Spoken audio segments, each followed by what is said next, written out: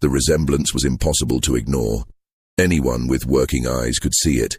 The same sharp jawline, the identical slope of the nose, those peculiar grey-green eyes that seemed to shift color depending on the light. Even the way they held their shoulders, slightly drawn back with an air of unconscious pride, was unnervingly similar. But one young man wore silk cravats and rode thoroughbred horses across the manicured lawns of Belle Reve Plantation. The other wore coarse cotton and worked those same fields from sunrise until his hands bled. In the suffocating social hierarchy of Tidewater, Virginia, 1854, such similarities were not merely noticed, they were dangerous. They whispered of secrets that polite society refused to acknowledge in daylight, though everyone gossiped about them behind closed doors and raised fans. And when a traveling photographer's camera captured both faces in a single frame, entirely by accident, it set in motion a cascade of events that would destroy one of Virginia's most prominent families and expose truths that some would kill to keep buried. This is not a story about justice or redemption. It is a story about what happens when a single image forces people to confront a reality they have spent years pretending doesn't exist. It is about the terrifying power of undeniable visual evidence in a world built on carefully maintained lies. And it begins, as so many tragedies do, with something as simple and permanent as a photograph. Belle Reve stood like a monument to old Virginia wealth, its white columns gleaming in the harsh summer sun of 1854. The plantation stretched across nearly 800 acres of prime tobacco land along the James River, a kingdom unto itself where Alistair Dandridge ruled with the absolute authority afforded to men of his station. The main house, built by his grandfather in 1798, featured 16 rooms filled with imported furniture from London and Paris, crystal chandeliers that had once hung in a French chateau, and enough silver to fill 3 locked cabinets. But the true measure of Alistair's wealth wasn't found in chandeliers or silverware. It was found in the 63 human beings he owned, each one recorded in a leather-bound ledger with their estimated value written next to their names in neat, unfeeling script. Alistair Dandridge was 47 years old that summer, a tall man with thinning brown hair that he combed meticulously each morning to disguise the expanding bald spot at his crown. He had a broad face, florid from too much whiskey and too many heavy dinners, and those distinctive grey-green eyes that everyone in 4 counties recognized as a Dandridge trait. His father had them. His grandfather had them. They appeared in oil paintings hanging throughout the house, watching from gilded frames with expressions of stern judgment. He had married Evelyn Fairfax 23 years earlier, a union that pleased both families immensely. The Fairfaxes were old Virginia aristocracy, with impeccable bloodlines but dwindling finances. The Dandridges had money but craved the social legitimacy that came with the Fairfax name. It was a transaction, really, dressed up in white lace and orange blossoms. Evelyn was 17 at the wedding, terrified and obedient. Alistair was 24 and already calculating how her connections would expand his influence. Their son Thomas arrived 11 months later, a squalling, red-faced infant who grew into a handsome young man with his father's distinctive features and his mother's refined manners. By 1854, Thomas was 22 years old, recently returned from 3 years at the University of Virginia, where he had studied law with adequate, if unspectacular, results. He had his father's height and those unmistakable grey-green eyes, but he had inherited something else from Evelyn, a certain gentleness, a discomfort with cruelty that Alistair found both puzzling and vaguely disappointing in his only son.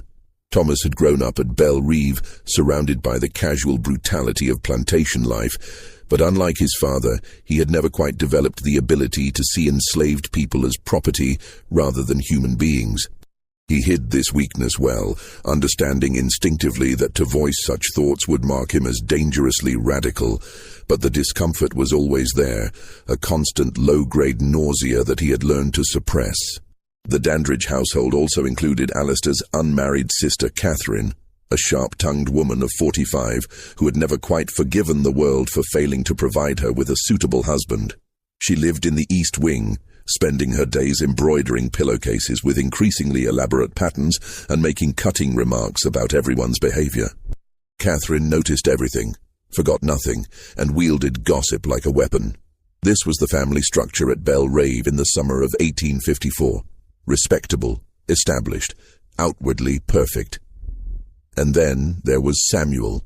Samuel had been born in the slave quarters of Belle Reve on a cold March night in 1832, the same year Thomas was born in the main house. His mother was Ilara, a house servant who had worked in the Dandridge household since she was 13 years old. Ilara was considered one of the privileged enslaved people at Belle Reve. She worked indoors, wore relatively clean clothing, and was rarely subjected to the back-breaking field labor that destroyed so many bodies before their time. She was also beautiful, with smooth dark skin, expressive eyes, and a quiet dignity that she maintained despite her circumstances. By the time she was 20 years old, Alistair Dandridge had noticed her. And in a world where enslaved women had no legal right to refuse their owners anything, what Alistair noticed he took. No one spoke of it openly, of course. Such things were never discussed in polite company. But the other enslaved people at Belle Reve knew. The house servants whispered about it when Evelyn was out of earshot. And when Ilara's belly began to swell in the late summer of 1831, everyone understood what had happened, even if no one would say it aloud. Samuel was born just 2 months after Thomas. For the first few years of his life, the resemblance wasn't particularly notable. Many babies share similar features, and no one expected to see Alistair Dandridge in the face of a slave child. But as Samuel grew, the similarities became impossible to dismiss. By age 5, Samuel had the same grey-green eyes as Thomas, the same narrow nose, the same way of tilting his head when he was thinking. Old Jeremiah, who had worked at Belle Reve for 60 years and remembered Alistair's father, swore that Samuel looked more like a Dandridge than some of the legitimate white cousins who occasionally visited from Richmond. Ilara saw it, of course. How could she not? Every time she looked at her son, she saw the man who had forced himself on her reflected back. It was a complicated agony. She loved Samuel with a fierce, protective intensity. But his face was a daily reminder of violation and powerlessness. She never spoke of his parentage, not even to Samuel himself. What would be the point? The truth couldn't free him. It could only endanger them both. As Samuel grew older, Ilara made sure he understood the fundamental rule of his existence. Blend in, stay quiet, never draw attention. In a world where enslaved people were punished for the smallest infractions, being the visible evidence of the master's adultery was potentially fatal. Alistair Dandridge would tolerate Samuel's existence only as long as he could ignore it. But ignoring became harder as Samuel reached adolescence, and the resemblance to Thomas became undeniable. By the time both young men were 22 years old, in that summer of 1854, they could have been brothers. Or rather, they looked like what they actually were, a legitimate son and his illegitimate half-brother, born to different mothers, but sharing the same father's unmistakable features. The enslaved community at Belle Reve walked on eggshells around this truth. They all knew, but they also knew that acknowledging it openly would bring disaster. Alistair had never publicly admitted to fathering Samuel, and no one expected he ever would. As long as the fiction was maintained, as long as everyone pretended not to see what was obvious to anyone with eyes, a fragile peace could be maintained. Thomas himself had noticed the resemblance years earlier, sometime around his 16th birthday. He had been walking through the tobacco fields, avoiding his father's expectations as he often did, when he saw Samuel working alongside several other young men. The late afternoon sun was hitting Samuel's face at an angle, and for a disorienting moment, Thomas felt like he was looking at his own reflection in strange clothes. He had stopped walking, staring openly, his mind racing through implications he didn't want to examine. Samuel had noticed his attention and immediately looked down, his shoulders tensing with fear. That reaction, the immediate assumption that a white man's attention meant danger, had shaken Thomas more than the resemblance itself. He had never confronted his father about it. What would he even say? The accusation seemed too enormous, too devastating. And part of Thomas didn't want confirmation, because confirmation would force him to reconcile the father he knew stern but respectable, a pillar of the community, with the kind of man who would rape an enslaved woman and then enslave his own child. So Thomas did what his entire family had perfected. He pretended not to see. He avoided looking at Samuel directly. When they inevitably crossed paths, he looked through him rather than at him, as though Samuel were a piece of furniture rather than a person. This was the precarious situation at Belle Reve in July of 1854, when Silas Croft arrived at the front gate with his traveling photography equipment. Silas Croft was a man who lived out of a converted wagon that smelled perpetually of chemicals, silver nitrate, bromine, and the acrid tang of mercury vapor. He was 36 years old, originally from Baltimore, with thinning sandy hair and wire-rimmed spectacles that gave him a scholarly appearance. He had learned the daguerreotype process in 1850 and had spent the last 4 years traveling through the South, offering wealthy plantation owners the opportunity to capture their likenesses and their properties in permanent images. Photography was still relatively new and exotic in 1854, barely 15 years old as a commercial enterprise. The daguerreotype process, which created images on silvered copper plates, was complex, time-consuming, and expensive. Only the wealthy could afford it, which made plantation owners ideal customers. They wanted portraits of their families, images of their grand houses, visual proof of their wealth and status that could be preserved for future generations. Silas had photographed dozens of plantations across Virginia, Maryland, and North Carolina. He had captured stern patriarchs sitting rigidly for the lengthy exposures, delicate wives arranged in their finest silk gowns, children frozen in poses of idealized innocence. He had also photographed the plantations themselves, the grand houses, the manicured gardens, the fields stretching to the horizon. And sometimes, if the plantation owner requested it, he photographed the enslaved people. These images served a dual purpose. They were both documentation of valuable property and a form of boasting, visual evidence of the owner's wealth measured in human beings. Silas found these sessions profoundly uncomfortable, but he needed the money, and he had learned not to question his customers' requests. He arrived at Belle Reve on a Thursday afternoon in mid-July, his wagon rattling up the long oak-lined drive that led to the main house. Alistair Dandridge had sent for him 3 weeks earlier after seeing some of Silas's work at a neighboring plantation. The Dandridges wanted a formal family portrait. Alistair, Evelyn, Thomas, and Catherine arranged in front of the house. They also wanted photographs of the main house from various angles, images that could be sent to relatives in Richmond and Norfolk as evidence of Belle Reve's magnificence. Silas set up his equipment on the front lawn, a process that took nearly 2 hours. The daguerreotype camera was a large, unwieldy contraption mounted on a sturdy tripod. Creating images required preparing silver-plated copper sheets with iodine vapor in a specialized box, exposing them in the camera for anywhere from 3 to 15 minutes depending on the light, and then developing them with heated mercury vapor, a process that was both dangerous and requiring of precise timing.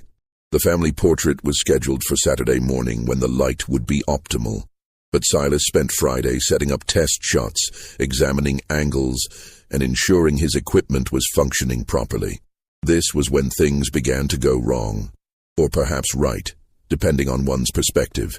Silas was testing the light and exposure times in the late afternoon, positioning his camera to capture the front facade of the house. He wanted to ensure the white columns wouldn't be overexposed in the bright summer sun. As he was adjusting his equipment, setting up what he thought would be a simple architectural shot, several people crossed through his field of view. This wasn't unusual. Life on a plantation didn't stop for photography. Enslaved people were constantly moving about, carrying water, tending gardens, performing the endless labor required to maintain a property like Belle Reve. Silas had learned to simply wait them out, letting them pass before triggering his exposures. But this time, he didn't wait quite long enough. He had just removed the lens cap to begin the exposure when 2 young men walked into frame from different directions. One, Thomas, wearing a fine linen shirt and walking with the relaxed confidence of someone who owned the ground beneath his feet, approached from the main house. The other, Samuel, carrying a basket of kindling and moving with the careful anonymity of someone trying not to be noticed, came from the direction of the dependencies.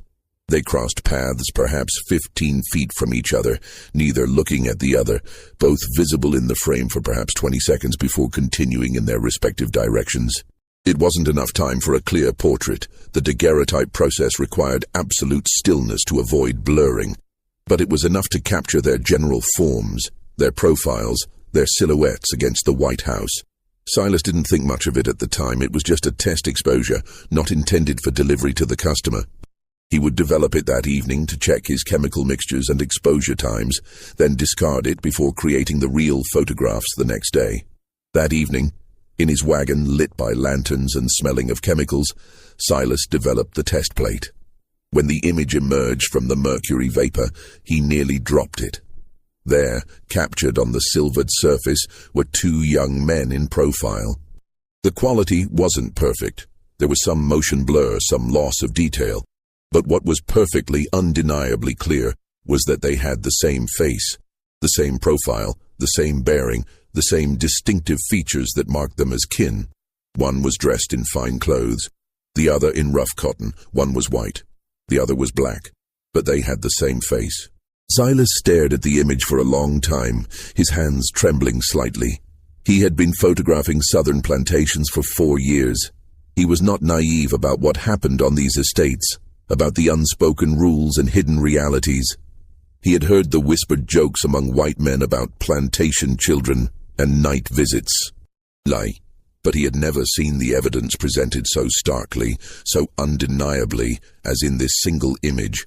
The resemblance was impossible to explain away. This wasn't a vague similarity or a coincidental shared feature.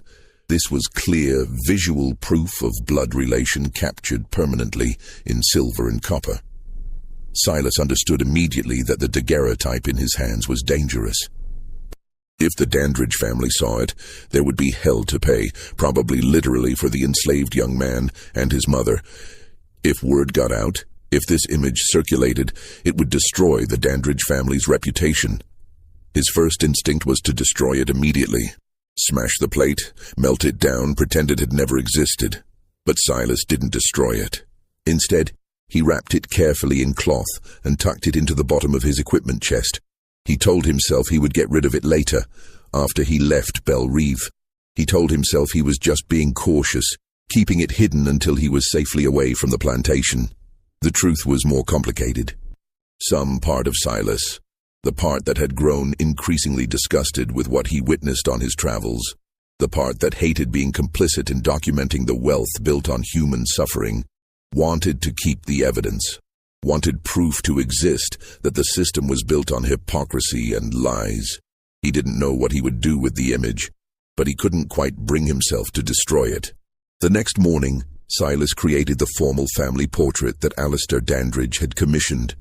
The whole family arranged themselves on the front portico, Alistair in the center looking stern and important, Evelyn beside him in a gown of dove-grey silk with her hands folded delicately in her lap, Thomas standing behind his father's right shoulder in his finest suit, and Catherine positioned at the end with an expression that suggested she smelled something unpleasant. The exposure took nearly 12 minutes. Everyone had to remain absolutely still, which was torture in the July heat. Evelyn's left eyelid developed a twitch around minute 8. Catherine's expression evolved from annoyed to actively hostile. But when the image was finally developed that afternoon, it was perfect. A flawless record of southern respectability and familial harmony. Alistair was so pleased with the results that he ordered 5 additional copies to be made and commissioned 3 more photographs. One of just himself for his study, one of Thomas for Evelyn's parlor, and a grand landscape shot of the entire plantation taken from the highest point on the property. Silas spent the next 4 days at Belle Reve, creating these additional images. He was treated well, given a room in the house rather than sleeping in his wagon, fed meals in the formal dining room, paid handsomely for his work. Alistair Dandridge was the kind of client any traveling professional would value. But the entire time, Silas was aware of the hidden daguerreotype at the bottom of his equipment chest. And he was aware of Samuel's presence, moving through the edges of daily life like a ghost, carefully avoiding any situation where he might be noticed by the white family he unknowingly resembled. On his final evening at Belle Reve, Silas saw something that would haunt him for years. He was packing his equipment in the fading twilight when he noticed Thomas standing alone on the second-floor balcony, staring out over the tobacco fields. And in the fields, barely visible in the dimming light, Samuel was working late, using the last of the daylight to finish some task. From Silas's angle, he could see both of them in profile against the sunset. The legitimate son above, the enslaved son below. Same face, different worlds. Thomas must have seen Samuel too, must have noticed the parallel because Silas saw him grip the balcony railing so hard his knuckles went white. Then Thomas turned abruptly and disappeared back into the house. Silas packed the last of his equipment and left Belle Reve the next morning with payment in hand and a dangerous secret in his wagon. He told himself he would destroy the compromising daguerreotype as soon as he reached the next town. He told himself this repeatedly as he traveled through Virginia, heading north toward Maryland. But he still didn't destroy it. Silas Croft reached Petersburg, Virginia, 3 days after leaving Belle Reve. He had picked up 2 more commissions along the way. A merchant family's portrait in a small town whose name he immediately forgot, and a daguerreotype of a deceased infant, one of those heartbreaking post-mortem photographs that were common in an era when childhood mortality was devastatingly high. Petersburg was a bustling town where Silas had established connections with several local businesses. One of his regular contacts was a printer named Douglas Webb, who specialized in creating copies of daguerreotypes. Webb had developed a reliable process for producing multiple paper prints from daguerreotype originals, which was valuable for customers who wanted to share images with distant relatives. Silas needed Webb to produce the additional copies that Alistair Dandridge had commissioned. He brought his plates to Webb's shop on a Tuesday afternoon, including the formal family portrait and the landscape shots. What happened next was either a genuine accident or the universe's way of ensuring that secrets don't stay buried. Years later, Silas would never be certain which. As Silas was unpacking his plates in Webb's workshop, showing him which images needed to be reproduced, one of the wrapped daguerreotypes slipped from his equipment case and fell to the floor. The cloth came partially unwrapped, revealing the edge of the hidden test shot, the one showing Thomas and Samuel in the same frame. Webb, helpful as always, picked it up before Silas could stop him. "Careful with that one," Silas said quickly, reaching for it. "It's just a test exposure, damaged, not for reproduction." But Webb had already glimpsed enough of the image to be curious. "Let me see. Might be salvageable." He unwrapped it fully before Silas could intervene. Webb was a man who had looked at thousands of photographic images in his career. He had developed an eye for composition, for quality, for unusual or noteworthy content, and what he saw in this particular daguerreotype made him go very still. "Jesus Christ," he said softly. "It's nothing," Silas said, trying to take the plate back. "Like I said, just a damaged test. I'll dispose of it." But Webb was still staring at it, his eyes moving between the 2 figures captured in silver. "Do you know who these people are?" Silas hesitated. "One of them is Thomas Dandridge. The other is someone who was passing through the frame during the test exposure." Webb looked up at him with an expression Silas couldn't quite read. "They could be twins." "I know. You know what this means, right? What this image suggests." "I know," Silas repeated, "which is why I'm going to destroy it as soon as I finish your commission." Webb carefully rewrapped the daguerreotype and handed it back. For a moment, neither man spoke. Then Webb said quietly, "My younger brother is an abolitionist. He publishes a newsletter in Philadelphia. Images like this, they could be powerful ammunition for the cause." Silas felt his stomach drop. "No, absolutely not. I'm a professional photographer. I can't be involved in anything political. It would destroy my business. No one in the South would ever hire me again." "I'm not suggesting you be involved," Webb said. "I'm just saying, if a copy of that image somehow found its way to Philadelphia, if it got published with a description of what it depicts, it would force people to confront what actually happens on these plantations. The hypocrisy, The reality of enslaved children fathered by their own masters. And it would probably get the people in that image killed, Silas shot back. The mother, the young man. Maybe others. You think Alistair Dandridge would let that kind of exposure go unpunished? Webb nodded slowly. You're right. I'm sorry, I shouldn't have suggested it. They completed the transaction in uncomfortable silence. Webb produced the copies of the formal Dandridge portraits, charging his usual rate and accepting payment without further comment about the hidden daguerreotype. Silas left the shop believing the matter was closed. He was wrong. Douglas Webb was not a particularly political man by nature. He ran a printing business, attended church on Sundays, and generally avoided controversy. But his younger brother, Marcus Webb, was a different sort entirely. Marcus had left Petersburg 8 years earlier to attend seminary in Philadelphia. While there, he had fallen in with the passionate abolitionists who made Pennsylvania a center of anti-slavery activism. He had abandoned his plans for ministry and instead thrown himself into the movement, writing inflammatory articles, organizing speaking events, and publishing a monthly newsletter called the Liberty Standard that called for the immediate and complete abolition of slavery. Douglas didn't share his brother's fervor. He found Marcus exhausting and self-righteous, but he loved him and stayed in touch through regular letters. And 3 days after Silas Croft left his shop, Douglas sent Marcus one of those letters. He described the daguerreotype he had seen. He described the undeniable resemblance between the two young men.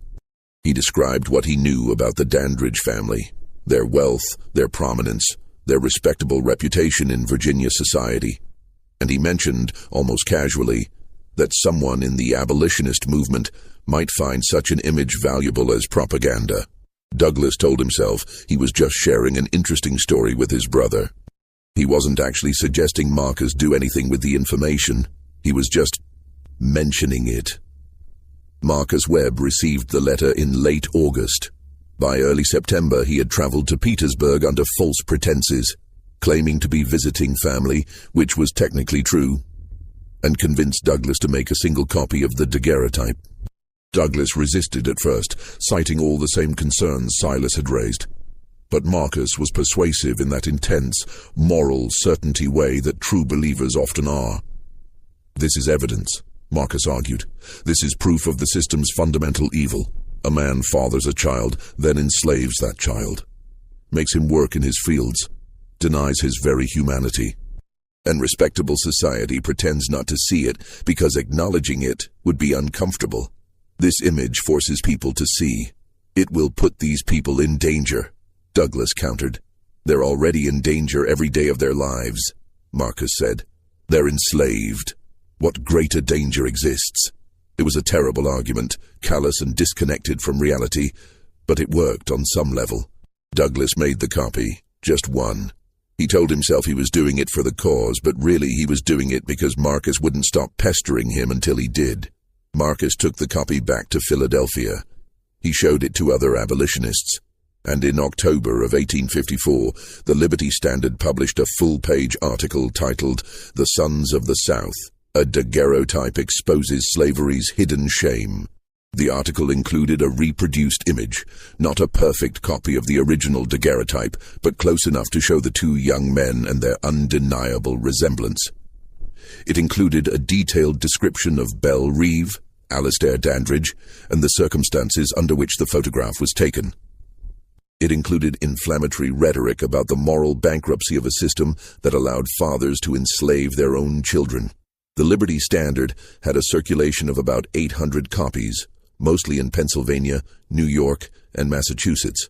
It was read primarily by people who already opposed slavery, people who nodded along and felt their existing beliefs confirmed. But 800 copies can travel far.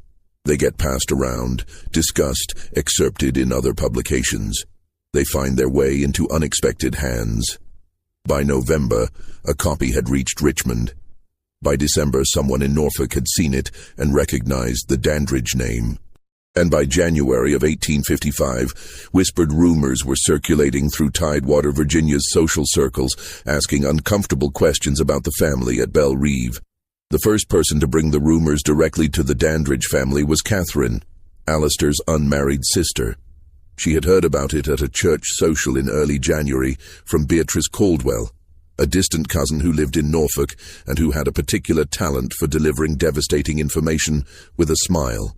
"My dear Catherine," Beatrice had said, settling herself into a chair with obvious satisfaction at the gossip she was about to share, "I thought you should know that some rather distressing rumors have been circulating about your family. About Alistair, specifically." Catherine had felt her stomach tighten. "What sort of rumors?" "Well, it seems some abolitionist publication up north has gotten hold of a photograph. They're calling it proof of your brother's indiscretions. They're saying one of your slaves bears an unmistakable resemblance to Thomas." The room had seemed to tilt. Catherine had, of course, noticed Samuel's resemblance to Thomas years ago. She wasn't blind, but noticing was different from having it acknowledged, discussed, publicized. "That's absurd," she had said automatically, her voice sharp. "Abolitionist propaganda. They'll say anything to make our way of life look barbarous." Of course," Beatrice had agreed, in a tone that made clear she believed no such thing. "But you know how people talk. Even if it's all lies, the scandal of having such accusations published, well, it's bound to affect the family's standing." Catherine had left the social immediately, claiming a headache, and returned to Belle Reve in a state of cold fury. She found Alistair in his study that evening and closed the door behind her. "We need to talk," she said, "about your bastard." The confrontation that followed was one of the ugliest in Dandridge family history. Alistair tried to deny everything at first, claiming the rumors were fabricated, that abolitionists were trying to destroy respectable Southern families with lies and doctored photographs. But Catherine wasn't having it. "I have eyes, Alistair. I've seen Samuel. Everyone has seen him. He looks exactly like Thomas, exactly. Like our father. Like our grandfather. He has the Dandridge eyes, for God's sake. You're imagining things." "Don't you dare," Catherine cut him off, her voice shaking with rage. "Don't you dare insult my intelligence. You forced yourself on that woman. You fathered a child with her, and then you kept them both here, enslaved, where we all have to see the evidence of your depravity every single day." Alistair's face had gone purple. "Watch your tongue. This is my house." "This was our father's house," Catherine shot back, "and our grandfather's, and you've disgraced it. You've made a mockery of our family name, and now it's all coming out, published in newspapers, passed around like scandal sheets. Do you have any idea what this will do to Thomas's prospects? What respectable family will want their daughter to marry into a household embroiled in this kind of ugliness?" That hit home. Alistair had been planning to announce Thomas's engagement to a young woman from a prominent Richmond family that spring. The union would cement important political connections and expand the Dandridge influence considerably. But if scandal surrounded the family name— "What do you suggest?" he asked finally, his voice tight. "Get rid of him," Catherine said immediately. "Sell Samuel. Sell him south to Georgia or Alabama, where no one knows about this ridiculous photograph. Get him out of Virginia. Let people forget what he looks like. And his mother. Sell her too. Sell them both together if you must, but get them away from here. It's the only way to make this go away." Alistair considered this. It was a practical solution. Enslaved people were sold away from their birthplaces every day. No one would think twice about it. But there was a complication Catherine didn't know about. A complication Alistair had never told anyone. He had promised Ilara years ago in a moment of guilt-stricken weakness that he would never sell Samuel. It had been a stupid promise, made after he had visited the slave quarters in the night and found her holding their infant son. She had looked at him with such profound despair that something in him had cracked. "I won't sell him," he had whispered. "Or you. I promise." It was the only kindness he had ever shown her, and it was barely even kindness, more like a slightly less terrible cruelty. But he had meant it at the time. Now, 23 years later, that promise had become an enormous liability. "I'll think about it," he told Catherine. She looked at him with disgust. "You're still protecting her, aren't you? After everything, after the shame this has brought on us, you're still protecting your Negro whore." "Get out," Alistair said quietly. Catherine left, slamming the door hard enough to rattle the paintings on the walls. Evelyn Dandridge had not been present for this conversation, but she heard about it anyway. The enslaved house servants heard everything that happened in the main house. They were invisible to white people in the way furniture was invisible, present, but not considered capable of judgment or memory. And the house servants talked among themselves. By the next morning, Evelyn knew that Catherine had confronted Alistair. She knew what the rumors were claiming. She knew that a photograph existed somewhere that provided visual evidence of what she had suspected, but never acknowledged for over 20 years. Evelyn was 52 years old that winter. She had been married to Alistair for 23 years. She had spent those years managing his household, raising his son, entertaining his guests, and maintaining the flawless facade of respectability that her social position demanded. And she had spent all those years pretending not to know that her husband had raped an enslaved woman and fathered a child who worked in their fields. She had seen Samuel, of course, had noticed the resemblance. But she had perfected the art of not seeing, of looking past uncomfortable truths, of maintaining plausible deniability. It was a skill that many Southern white women of her class had mastered. The ability to know and not know simultaneously, to live with betrayal by simply refusing to acknowledge it existed. But a photograph changed everything. Visual evidence couldn't be ignored the same way whispered suspicions could. And knowing that strangers in Philadelphia and Norfolk and Richmond were looking at that image, seeing what it revealed, discussing her humiliation, that was intolerable. Evelyn had not confronted Alistair about his affairs in more than 15 years. She had learned early in their marriage that such confrontations accomplished nothing except making her seem hysterical and shrewish. Southern manhood gave Alistair the right to do whatever he wanted with enslaved women, and Southern womanhood gave Evelyn the responsibility to pretend it wasn't happening. But the rules changed when the affair became public, when it threatened their family's social position, when it affected Thomas. She found Alistair in his study 2 days after Catherine's confrontation. "We need to discuss our son's future," she said, her voice calm and controlled in that way that signaled barely suppressed fury. Alistair looked up from his papers warily. "What about it?" "The Birmingham family has withdrawn their daughter from consideration as a bride for Thomas." The color drained from Alistair's face. The Birminghams were the Richmond family he had been negotiating with for months. The planned marriage was supposed to be announced at a major social event in March. "Why?" he asked, though he already knew. "They cited concerns about family reputation," Evelyn said. "They didn't specify further, but I'm certain you can guess the nature of their concerns." Alistair said nothing. "This is going to destroy him," Evelyn continued. "Our son, the legitimate son you actually claim. His prospects, his future, his standing in society, all of it will be tainted by this scandal. Because you couldn't control your base appetites, because you had to force yourself on a woman who couldn't refuse you." "Evelyn, I'm not finished," she cut him off. "For 23 years I have maintained this household. I have managed your home, raised your son, entertained your associates, and presented a perfect face to society. I have done everything expected of me, and you have repaid me with humiliation. It was decades ago, and yet the evidence still walks around our property every day," Evelyn said coldly. "The evidence is 22 years old and has your face.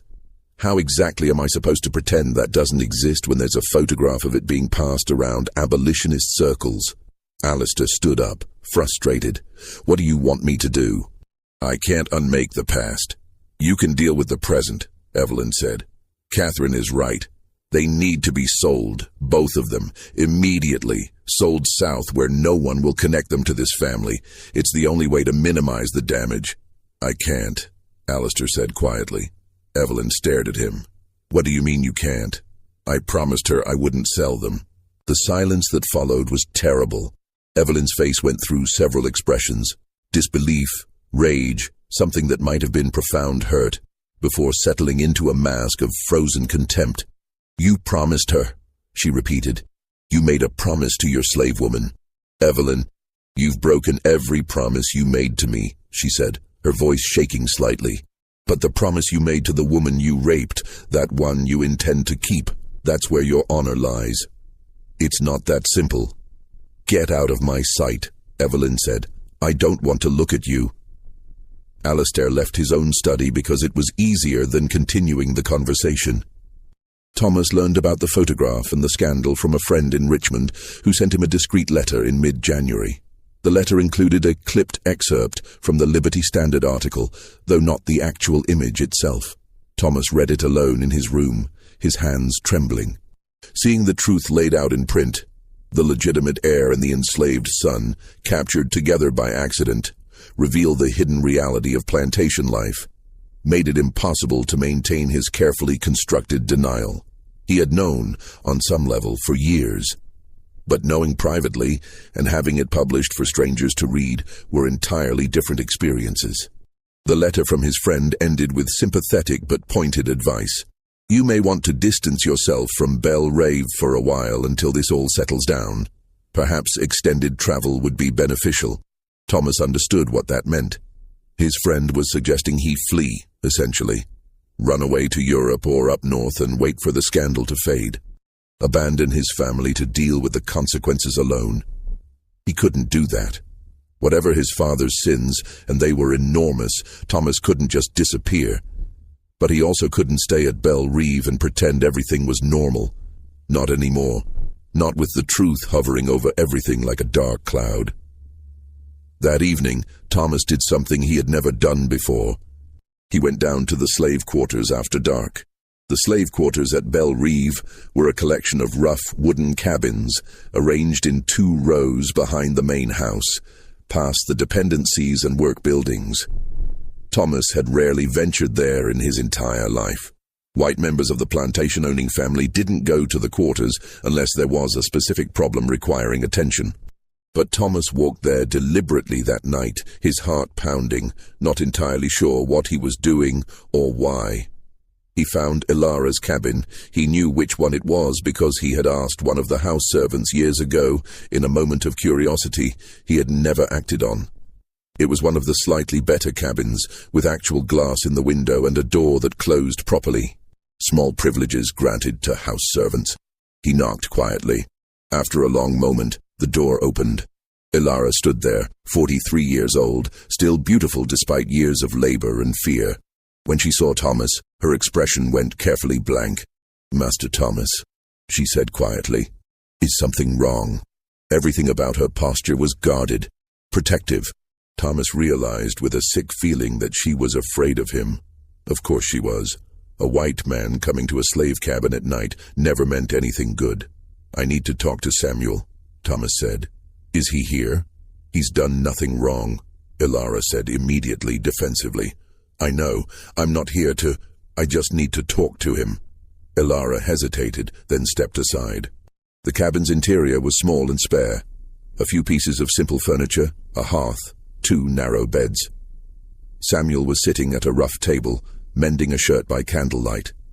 When he saw Thomas, he stood immediately, his expression wary.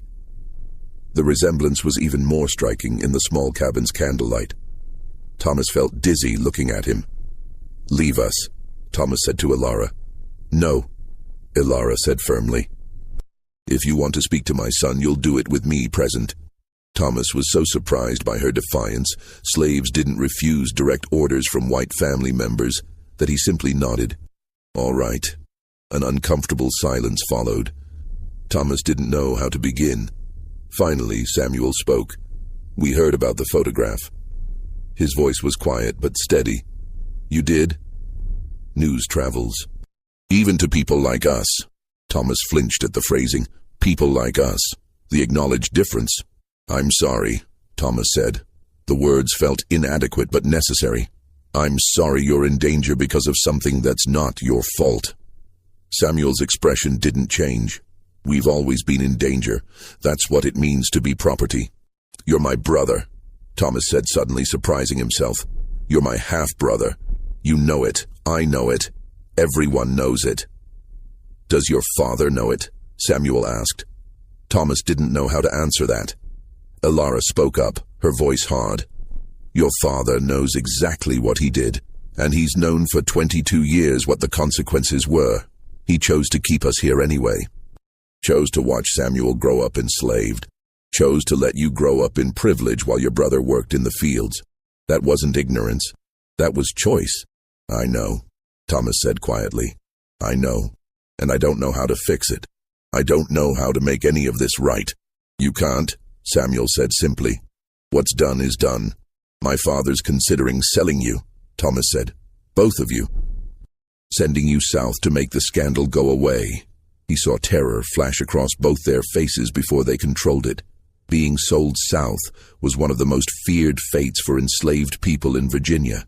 It meant separation from everyone you knew, harsher working conditions, higher mortality rates. It meant disappearing. Can you stop him? Ilara asked.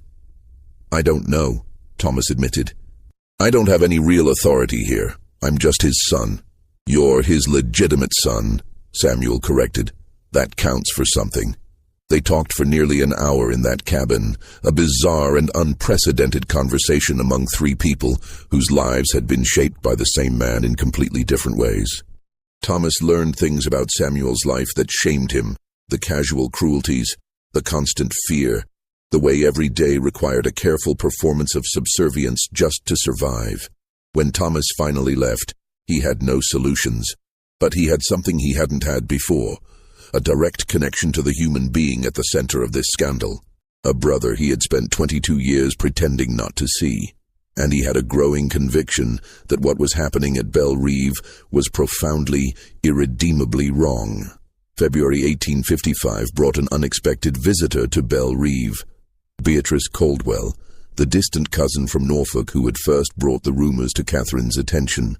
Beatrice arrived unannounced on a Tuesday morning, her carriage rolling up the oak-lined drive with an air of purpose that immediately set everyone on edge. She was a woman in her early 50s, wealthy in her own right from her late husband's shipping business and possessed of that particular brand of social power that comes from knowing everyone's secrets and having no compunction about weaponizing them. Evelyn received her in the formal parlor with all the grace her position demanded, though she would have preferred to turn Beatrice away at the door. Beatrice, what an unexpected pleasure, Evelyn said, her tone making clear it was no pleasure at all. Darling Evelyn, Beatrice replied, settling herself into the best chair without waiting for an invitation. I've been hearing such concerning things, and I simply had to come see how you all were managing. We're managing perfectly well. Are you? Because the talk in Norfolk hasn't died down at all. If anything, it's getting worse. People have started sending for copies of that abolitionist newspaper just to see the photograph. It's become quite the sensation. Evelyn felt her jaw tighten. People will always gossip. It means nothing. Oh, but it does mean something, dear. It means invitations are being reconsidered. It means business relationships are being quietly ended. It means your family's name is becoming associated with scandal. Beatrice leaned forward conspiratorially. I heard the Birminghams withdrew their daughter from consideration as Thomas's bride. Is that true? That's private family business. So it is true. Beatrice looked genuinely delighted. How devastating for you. And for Thomas, the poor boy must be beside himself. Thomas is fine. Is he? Because I've heard he's been seen doing the most peculiar thing, visiting the slave quarters at night. Surely that can't be true. It would be so improper. Evelyn felt cold panic flood through her. If word was spreading about Thomas visiting Samuel, it would only fuel more speculation and scandal. The optics were terrible. I think you should leave, Beatrice. Oh, I haven't even told you why I came yet, Beatrice said, her smile sharp. I'm hosting a tea next month, a gathering of the most prominent families in Norfolk and the surrounding area. I would very much like the Dandridge family to attend. This was a trap, obviously, but refusing would be even worse than accepting. It would look like they were hiding, admitting guilt. We would be delighted, Evelyn lied. Wonderful. I'll send the formal invitation. Do bring Thomas. I'm sure everyone is eager to see how the young man is holding up under such trying circumstances. After Beatrice left, Evelyn sat alone in the parlor for a long time, feeling the walls of her carefully maintained world closing in. The next few weeks saw a series of increasingly desperate family meetings. Alistair, Evelyn, Catherine, and Thomas gathered behind closed doors to discuss their options, their voices rising in frustration and fear. Catherine continued to push for selling Samuel and Ilara. It's the only solution. Every day they remain here, they're living evidence of the scandal. Thomas, to everyone's surprise, pushed back. They're people, not evidence. You can't just dispose of them because they're inconvenient. They're slaves, Catherine snapped. That's exactly what you can do with them. They're my brother and his mother, Thomas said, his voice shaking with suppressed emotion. Whether anyone wants to acknowledge it or not, the room went silent. It was the first time anyone in the family had said it out loud so directly. Alistair looked at his son with an expression somewhere between rage and despair. You will not speak of this. Why not? Everyone else is speaking of it. There's a photograph circulating through the northern states showing us standing together. What exactly am I not supposed to say? Thomas, enough, Evelyn said sharply. But Thomas was past being silenced. No, not enough. We've all been pretending for years, pretending we don't see it, pretending it didn't happen. But it did happen. And Samuel has paid for father's sins every day of his life while we've lived in comfort. That's the truth, whether it's convenient or not. Your youthful righteousness is touching but useless, Catherine said coldly. The question isn't what's morally correct. The question is how to protect this family's reputation. By selling my brother like livestock. By doing what's necessary. Alistair finally spoke, his voice heavy. The decision is mine to make, and I've decided. They stay. Everyone stared at him. You can't be serious, Catherine said. I made a promise, years ago, and despite everything, I intend to keep it. You're going to destroy this family for a promise made to a slave woman. Catherine's voice was shrill with disbelief. This family is already destroyed, Alistair said quietly. Selling them won't fix that. It'll just add more sin to the pile. It was perhaps the closest Alistair Dandridge had ever come to acknowledging remorse, but it was too little, far too late. The tea at Beatrice Caldwell's Norfolk estate took place on the first Saturday in March. The Dandridge family arrived together in their finest carriage, dressed immaculately, presenting a united front of respectability. It was an ambush. The gathering included about 30 women from prominent Virginia families, all of whom had ostensibly come for refined conversation and delicate refreshments. But the moment the Dandridges arrived, the atmosphere shifted. Conversation stopped mid-sentence. Heads turned, eyes assessed and judged. Beatrice greeted them with effusive warmth that was entirely performative. The Dandridges, how wonderful that you could join us. Please come in. Everyone is so eager to see you. The tea proceeded with all the formal rituals, pouring, stirring, delicate bites of cake. But the conversation was pointed, designed to draw blood.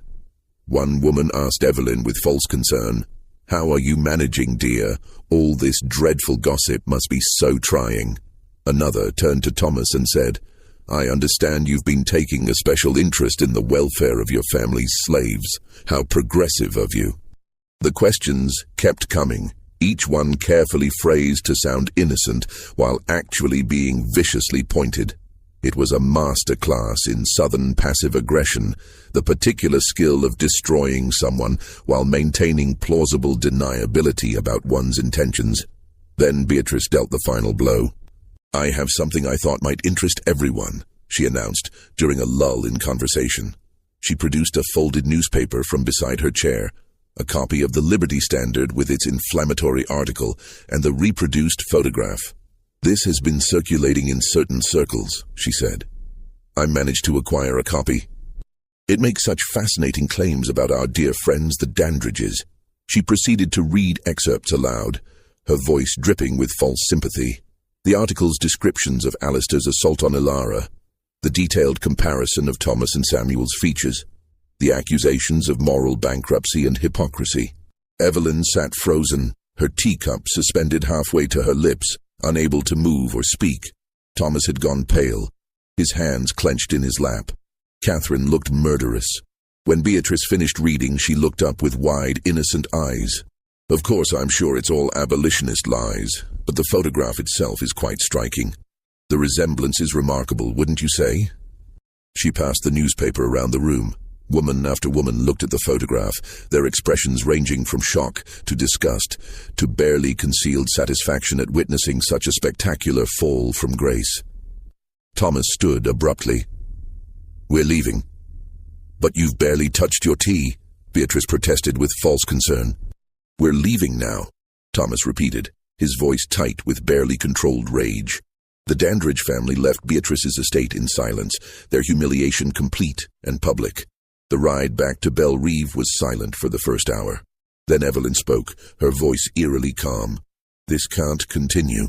"What do you propose?" Alistair asked wearily. "I'm taking Catherine and moving to my sister's house in Charleston. I will not remain in this house with you. I will not continue to be humiliated by your past actions." "Evelyn, I'm not negotiating, Alistair. I'm informing you of my decision. You can keep your plantation, your slaves, your bastard son, and your promises. I'm leaving." "Mother, wait," Thomas started. "You'll need to decide where your loyalties lie," Evelyn said, looking at her son.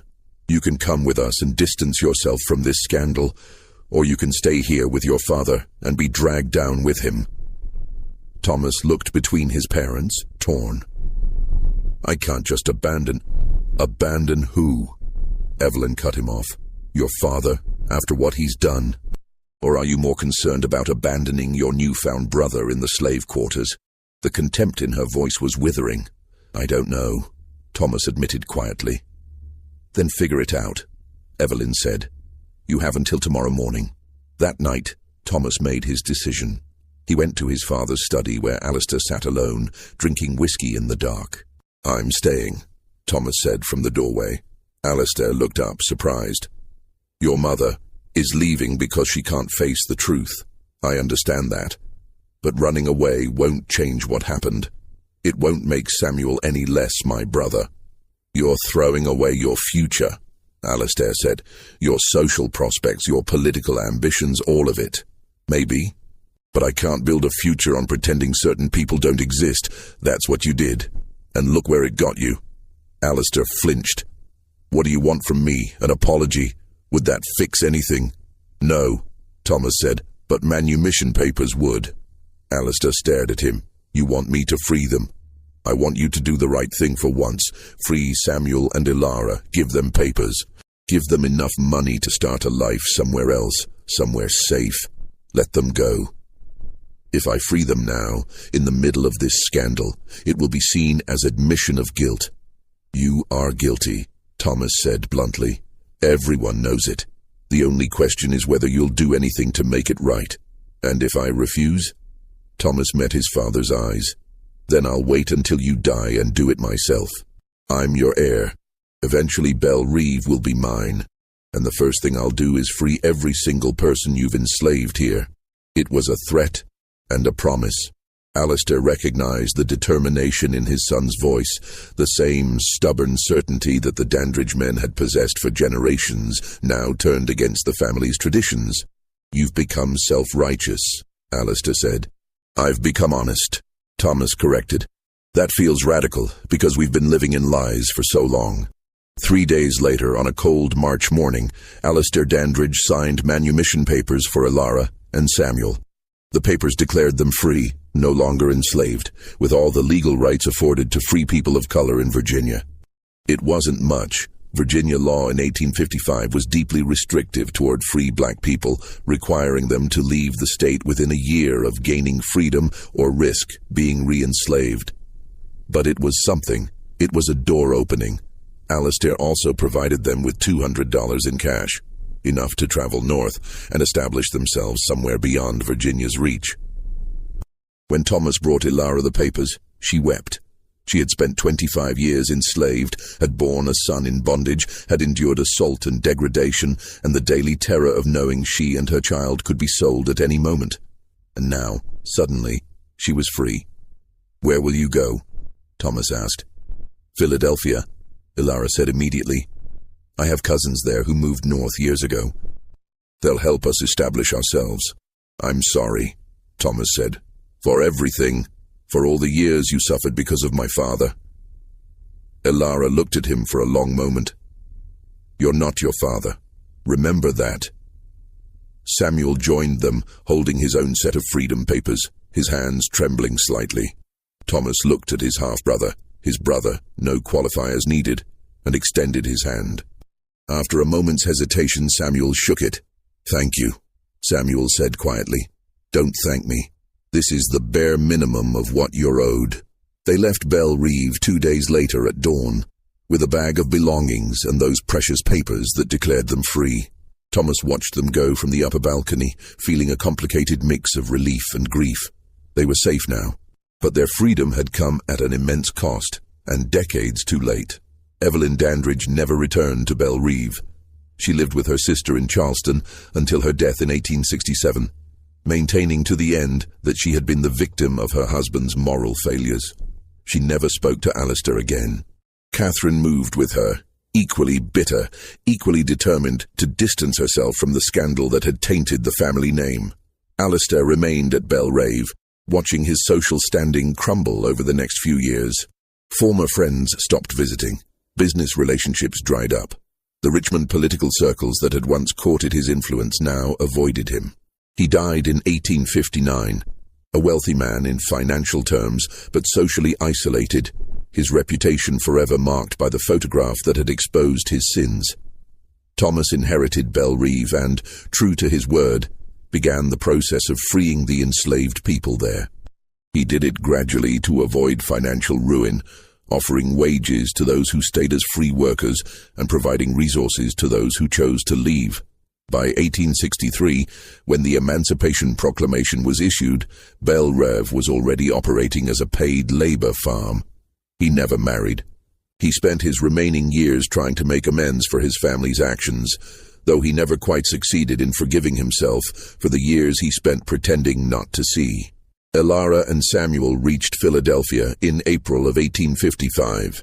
They settled in the city's growing free black community, finding work and gradually building new lives. Samuel learned carpentry and eventually opened his own small shop.